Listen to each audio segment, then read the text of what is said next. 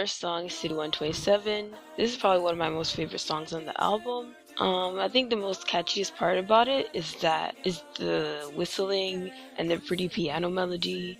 The lyrics were so cute and sweet, and the instrumental was light and angelic. It reminded me of Angel. You know, it just made you feel all happy and warm inside. And the last comment about this song that I'd have to say is that I heard from the comment section of a lyric video for the song that Taeyong was producing this in his pre-debut era. And I also really liked his vocals. They were so cute and sweet, and I'd like to hear more of that from him. Next is Regular. I'm gonna just talk about both the Korean and English version at the same time. First of all, I have to say I enjoyed the Latin vibe. I know some fans didn't really feel it because, you know, it was like jumping on a trend a little bit, but I feel like, yeah, they did jump on a trend, but they didn't make it sound generic. They made it sound very NCT, so I really liked it a lot. I also really enjoyed Mark's raps in Korean, actually. I kind of like it a little bit more in Korean than in English, but both are just so good. So it's like just a tiny bit more, Everyone slayed in this song, vocal-wise, dance-wise, just everything slayed.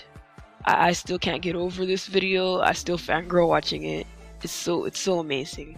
I know there's a debate between the lyrics, saying which one would be better because they do have different meanings. Some people say it's polar opposite. I personally don't think it is. I kind of think it's this two different sides of the same coin. Like, to me, the Korean one is more flaunting about achievements. Meanwhile, the English version is more flaunting about material things. I just feel like they're not that different, but I personally don't mind any of the lyrics. I like both. But I personally like the English version a little bit better because I really enjoyed understanding the song from 127. First of all, I just gotta say, just with the title, Replay 1:27 p.m., I just love how they're continuing the 1:27 time thing. Absolutely love it. The instrumental of the song is just a pure club banger, but then I just have to talk about the lines, the vocals. I was actually surprised to see Woowin and Jungwoo have a verse together. I'm happy for that. Also, we just have to like clap some hands for T's background ad-libs. Like, did you hear that? Did you hear that? And then I was just feeling Jaehyun and Haechun's ending verse. They shut the whole song down. Also one of my favorites, but you're probably going to hear me say that a lot because just this whole album is amazing. Next song is Welcome to My Playground. Just from the first few seconds of this, I just died and suffocated of the cuteness. Like, the lyrics are so cute. They just had to use Jungwoo to open up the song. As if it wasn't cute enough. Which kind of had me thinking, my goodness, you guys thought this was going to be a whole anthem. I personally kind of predicted well that it wasn't going to be. I just had a feeling that it wasn't. You know, my 7 cents sensed that really well. But it reminds me of like a kid song a little bit. It sounds like an upgraded high-end kid song, but it's just so cute. I love it, and I really want to see a performance of this because I just picture this being so cute. Knock On was just wow. Like, this song is so soulful and velvety. It's so nice, and everyone's voice was like honey. I was shook, and just from the production you can tell that this is the Stereotype song. If you look in the producer credits for NCT songs, Red Velvet songs, probably some EXO songs, I'm not sure, you're gonna see the Stereotypes in there, and I bet you this song has the Stereotypes in the credits because it sounds like something straight from the studio of the Stereotypes. It just sounds so smooth and R&B-ish, which is pretty much the Stereotypes' main genre. So yeah, SM is really, his producer game is on point. Next song is No Longer. This song was just so sad. So sad. Like, it already sounded sad, but then reading the lyrics, I was like, who is hurt? Like, who is hurt? This song hurt to listen to, especially while reading the lyrics. Oh my goodness, it hurt so much. It hurt. But on the vocal part, just the whole singer line were slaying their parts. They were slaying their parts. And the thing is, like, it made me realize how underrated Haechan's vocals are, because we've never really got to hear him on this level of amazingness. Like, that boy came to show out. He came to show out. And Doyeon and Tae snapped so hard, as expected, on this song. Like, my goodness, we gotta give them more props, yo, because their vocals were life-giving in the song. And it was also nice to see Yuta and Jungwoo have some lines, and I feel like they were a good contrast for our, usual vocal line, because they have like a sweetness to their voice that kind of softens the powerfulness from the other members that we're seeing, so it just evened out the song, and it was just really nice the way it came together. Probably one of my favorite ballad songs ever. Just from the beginning, you can just hear that the production of this song is just way up there in quality. I don't know what it is about this song, but it just sounds so high quality. The one thing that really made me fall in love with this song, besides that sick beat, that beat is like amazing. But the other thing besides that is the piano, because the piano to me kind of gave it this night vibe a little bit. It kind of made the song sound a little bit more smooth, a little bit R&B-ish, but not really. But it just really just made it sound nighttime, which kind of fits the first teaser that we got during regular irregular era. That really made the song have such a nice vibe. And I just gotta say this again. I knew this wasn't gonna be a whole anthem.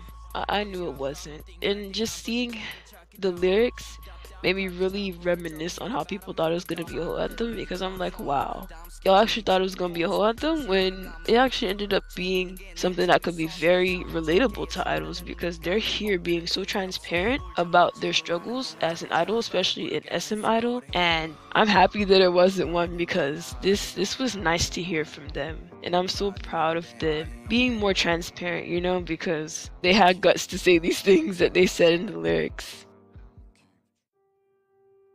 The interlude will probably be on my list of the most artistic songs in K-pop.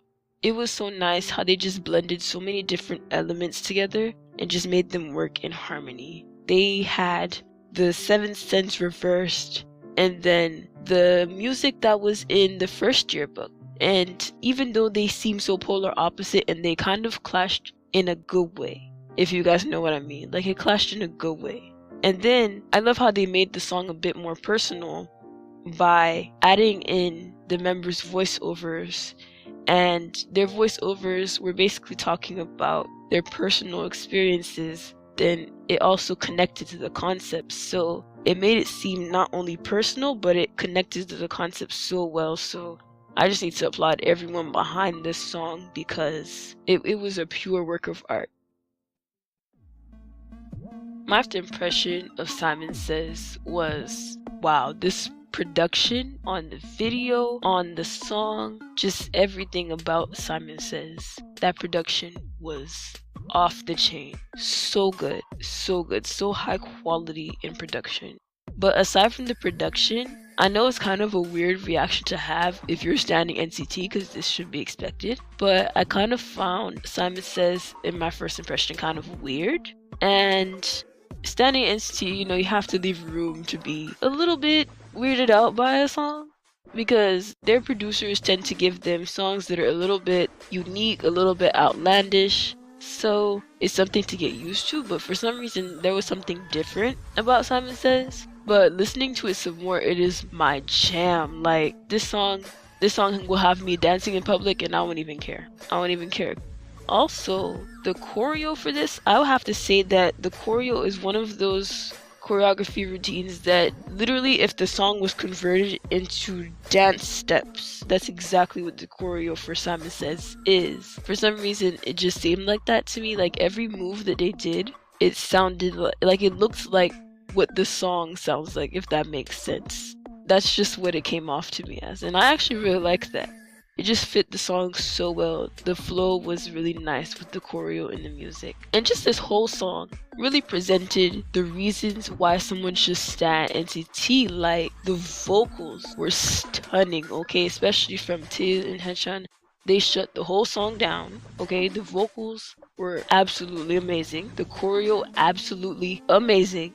The music, absolutely amazing. And then they just have a video that shows a good message about being outside of the box and not conforming to what the world wants you to be. And I feel like Korea really needs that, because it's kind of hard to break out of the status quo from my point of view of what it looks like. It's not really easy to break the status quo over there, so it's kind of nice to have this kind of song, because we still have a lot of work to do on being out of the box, and that's what I like about NCT the most.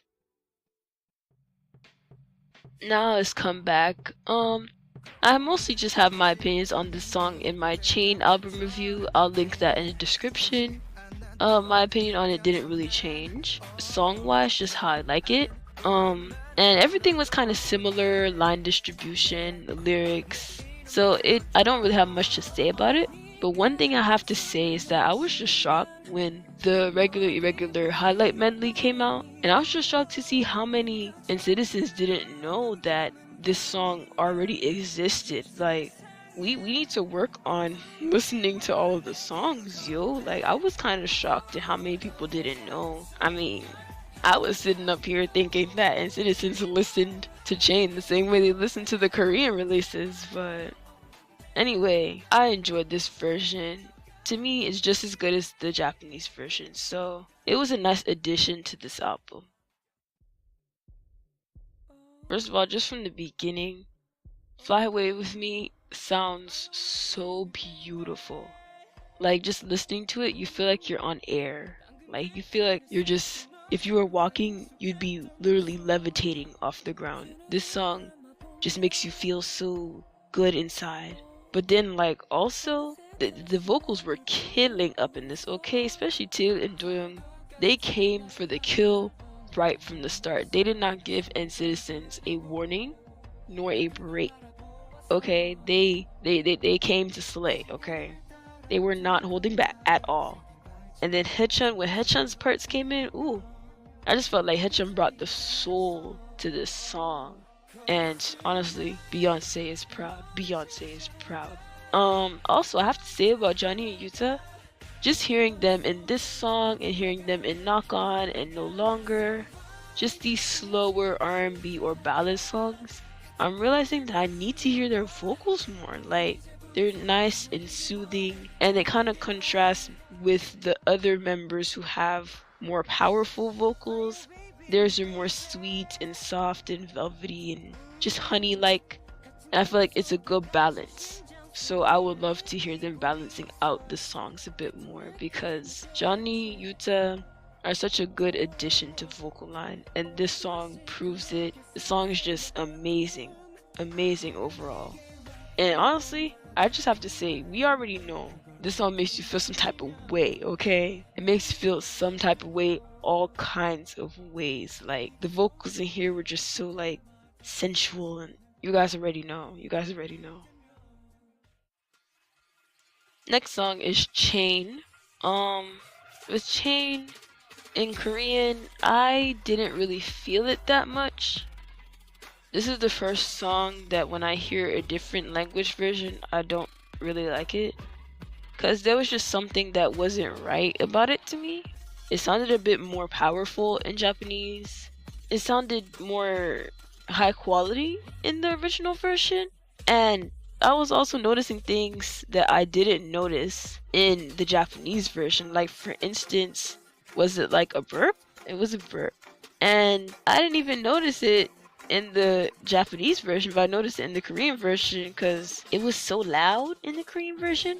I don't know whose idea it was to make it that loud, but not really feeling the Korean version. I think I'll just stick to listening to the Japanese version.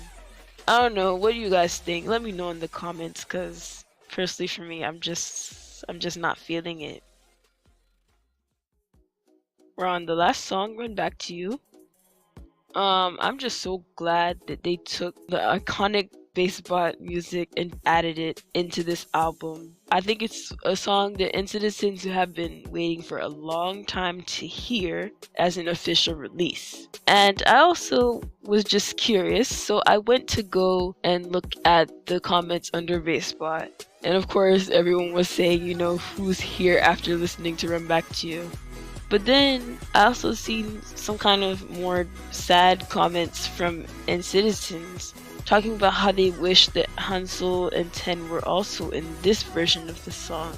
Because, you know, they were originally in the baseball team, and it's kind of a hard thing with NCT and the way that they release songs from their SM Rookies times and then put them in their new album. We're gonna have to learn to get used to this, because with the way NCT is going, it will be very hard to keep the original lineup of the song, and it's kind of sad that we most likely won't have it the way we were used to hearing it from back then. But you know, at least we're getting it, you know? That's the thing that kind of still makes me happy about hearing these songs from SM Rookies times, because at least we still get to hear it, and at least we get to have it alongside our new favorite songs. It's just something that comes along with standing NCT, you know? It's just a lot of things to get used to, a lot of things we may or may not like, but that's what makes standing NCT fun and exciting.